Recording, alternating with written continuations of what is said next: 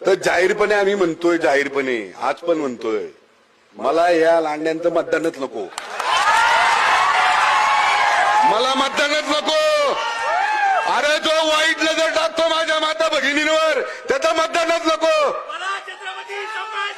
अरे जो आमच्या या देवस्थानच्या जागेवर वट बसवतो त्याचं मला मतदानच नको. अरे इथून पुढे आमदार नाही झालो तरी चालेल, पण शेवटच्या श्वासापर्यंत हिंदू धर्माच्या अस्मितेसाठी, हिंदू धर्माच्या देश धर्मासाठी आम्ही सगळेजण प्रत्येक ठिकाणी जाणार, ही जागृती करणार. अरे आमचं काम काय फक्त लाईट गेटर पाणी रस्त्याचे का? आम्ही आमच्या सुविधा केव्हा देऊ, आम्ही आमच्या सुविधा केव्हा देऊ जेव्हा आमच्या धर्मातला प्रत्येक घटक सुरक्षित राहील त्यावेळेस देऊ.